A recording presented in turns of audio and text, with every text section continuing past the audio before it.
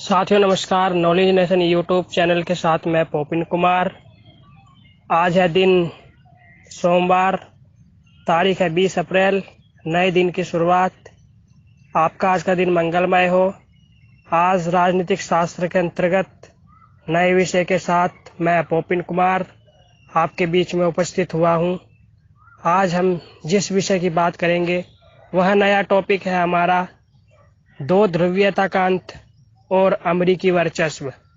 यानी कि जैसे दो ध्रुवीयता का अंत हुआ, जैसा कि हम सब लोग जानते, जब शीत युद्ध चल रहा था तो दुनिया दो ध्रुव अर्थात दो गुट, दो ग्रुप्स में बटी हुई थी।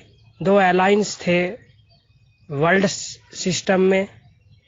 तो विश्व व्यवस्था थी जो उसमें दो महत्वपूर्ण ध्रुव थे, वो था सोवियत संघ और संयुक्त राज्य अमेरिका। जैसे ही सोवियत संघ का विघटन हुआ अर्थात सोवियत संघ बिखर गया, वैसे ही दुनिया में हुआ क्या कि अमेरिका एकमात्र शक्ति रह गया अर्थात महाशक्ति। तो जो ये अमेरिका महाशक्ति के रूप में जब विश्व में रहा, विश्व में अमेरिका का इसी के साथ वर्चस्व हो गया अर्थात उसकी कंपटीशन में कोई दूसरा देश नहीं बचा, कोई दूसरी महाशक्ति नहीं बची।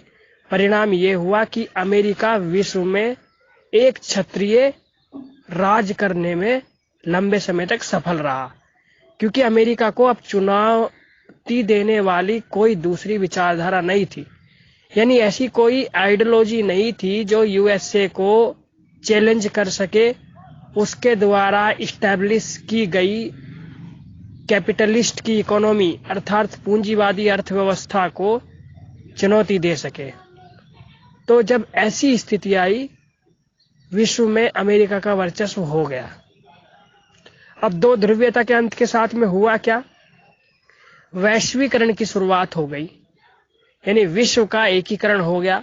आर्थिक, सामाजिक, राजनीतिक, धार्मिक, सांस्कृतिक और राजनीतिक तौर पर हर क्षेत्र में अमेरिका की दखलंदाजी बढ़ गई। विश्व की आर्थिक व्यवस्था कैसी होनी चाहिए? अमेरिका के अनुसार पूंजीवादी अर्थव्यवस्था। राजनीतिक व्यवस्था कैसी होनी चाहिए? लोकतांत्रिक, डेमोक्रेटिकल अर्थात लोकतांत्रिक। किसके जैसी? यूएसए जैसी। और संस्कृति का प्रभाव किसकी होना चाहिए? यूएसए की। वही जींस और कुर्ता, जैसे कि यूएसए की है, जींस और टी शर्ट आदि आदि। तो धीरे धीरे होने क्या लगा, विश्व के अनेक देशों के फैसले को भी अमेरिका प्रभावित करने लगा। इससे पहले होता क्या था? विश्व में शक्ति संतुलन था, यानी कि बैलेंस ऑफ पावर था। यूएसए और यूएसएसआर, जिसको हम लोग बोलते सोवियत रूस। क्योंकि अमेरिका को एक चुनौती मिल रही थी, और जब दो ध्रुवीयता का अंत हो गया, अमेरिका एकमात्र शक्ति बन करके रह गया, बच करके रह गया। अमेरिका को लंबे समय तक कोई चुनौती नहीं मिली। जो यूरोपीय संघ था, वैसे वह क्षेत्रीय शक्ति थी, लेकिन वह वैश्विक स्तर पर एक शक्ति के रूप में आज तक भी नहीं उभर पाया। आसियान का सकल घरेलू उत्पाद अच्छा है, जीडीपी, उसके बावजूद भी आसियान में उतनी पावर या उतनी ताकत नहीं है कि वो अमेरिका के वर्चस्व को चुनौती प्रदान कर सके। लेकिन धीरे धीरे हमने देखा कि विश्व में सत्ता के वैकल्पिक केंद्र उभरने लगे। तो हम देखते हैं कि अमेरिका के वर्चस्व के सामने फिर चुनौतियां शुरू हो गई। दो ध्रुवीयता का अंत जरूर हुआ, अमेरिकी वर्चस्व भी कुछ समय तक अस्तित्व में रहा, लेकिन सत्ता के वैकल्पिक केंद्र जो है वो उभर करके आने लगे, जैसे कि सार्क। और सार्क में भी विशेष रूप से वर्तमान की जो सरकार है भारत में, जो पूर्ण बहुमत की सरकार है, और उसके द्वारा लिए गए जो फैसले हैं, वह भी विश्व में भारत को एक वैकल्पिक सत्ता के रूप में स्थापित कर रही है, जो कि भविष्य में अमेरिका के वर्चस्व को चुनौती दे सकती है। इसके अतिरिक्त चीन विश्व की तेजी से उभरती हुई अर्थव्यवस्था है। तो चीन जो विश्व की तेजी से उभरती हुई अर्थव्यवस्था है, इससे भी अमेरिका को चुनौतियां मिल रही है। इसके अतिरिक्त वर्तमान की जो महामारी की वजह से उपजी स्थिति है, कोरोना की वजह से, उससे चीन एक बहुत बड़ी आर्थिक पावर, आर्थिक ताकत बन करके उभरा है। वहीं पूरा यूरोप ठप हो गया है, अमेरिका की अर्थव्यवस्था भी ठप हो गई है। यानी कि अमेरिका के पतन या अमेरिका के आर्थिक डेवोल्यूशन, उसमें कमी उसकी अर्थव्यवस्था में, और चाइना के, चीन की अर्थव्यवस्था में वृद्धि, जिसको बोलते हैं हम राज्य समाजवाद को पुनर्जीवित करने में कुछ हद तक कामयाब रही। क्योंकि वर्तमान में चीन सुई से लेकर हवाई जहाज तक का उत्पादन कर रहा है। परिणाम स्वरूप जो आवश्यक वस्तुएं हैं, जरूरत की जो वस्तुएं हैं, वो बहुत हद तक चीन पर निर्भरता अनेक देशों की बढ़ गई है। जैसे ये बीमारी है कोविड-19, इसके उपचार हेतु जो इक्विपमेंट है, जो वेंटिलेटर है और सुरक्षा किट है, चेकअप किट है, मेडिकल फैसिलिटी है, आदि के लिए पूरी दुनिया के अधिकतर देश अमेरिका पर निर्भर है।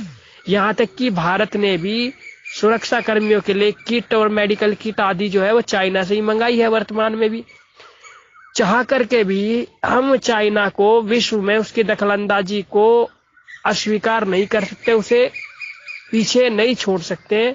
आवश्यकता पड़ने पे दुनिया के अनेक देशों को उसकी सहायता लेनी पड़ेगी। कुल मिलाकर के कहने का मतलब ये हुआ कि जो अमेरिका का विश्व में वर्चस्व था वह टूटता हुआ नजर आ रहा है क्षेत्रीय शक्तियों के विकल्प के सामने।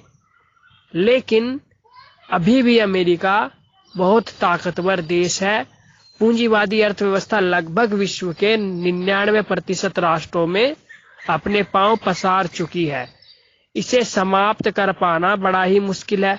खास तौर पे मुक्त व्यापार, विश्व व्यापार संगठन आदि के बाद जो ये विश्व की अर्थव्यवस्था बनी है, ये अपने आप में एक बहुविकल्पीय अर्थव्यवस्था है।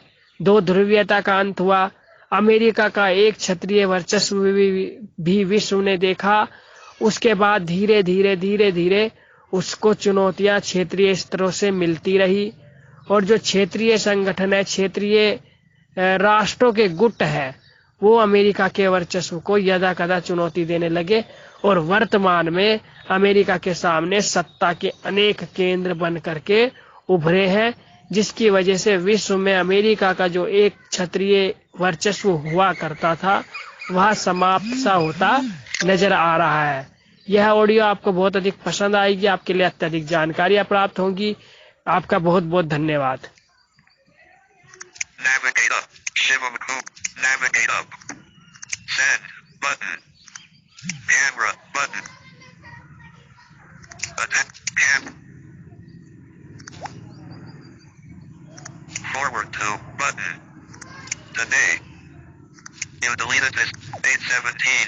Cancel but emoji but type a message. Attach. Camera but send.